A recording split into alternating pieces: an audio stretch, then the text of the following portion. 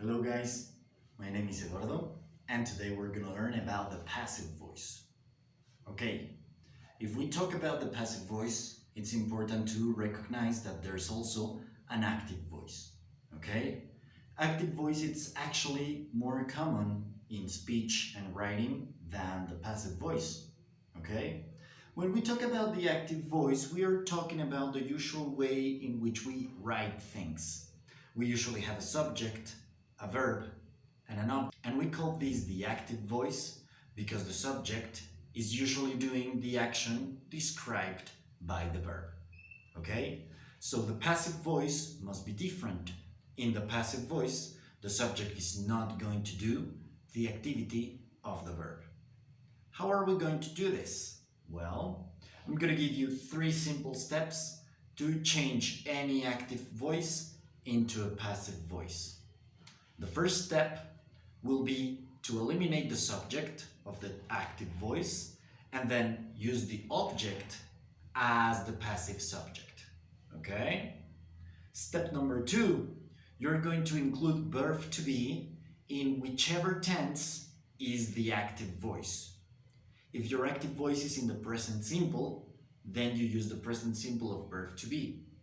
If your active voice is in the past continuous, then you use the past continuous of verb to be.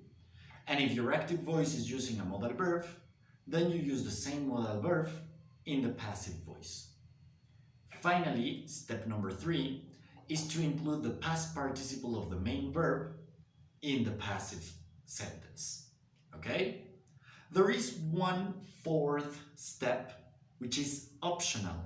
If you want, you can include the subject who is doing the action, okay? And this is going to be at the end of the sentence, introduced by the preposition by, okay?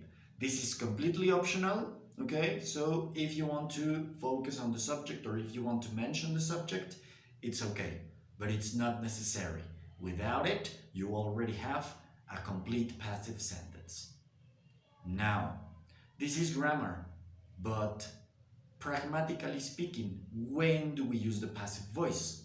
Well, we use it for several specific situations. First of all, we use it to focus on the action rather than the subject, okay? If we don't want to pay attention to the subject and we want to focus on the action, okay, we can use the passive voice, all right?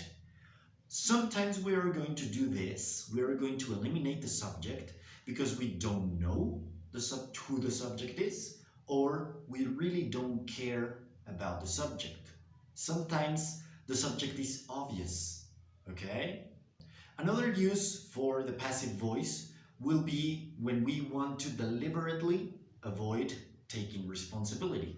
We want to avoid saying who did this or that action, okay? Here we have a good example. I acknowledge that mistakes were made here. I accept that responsibility. And he's right, mistakes were made.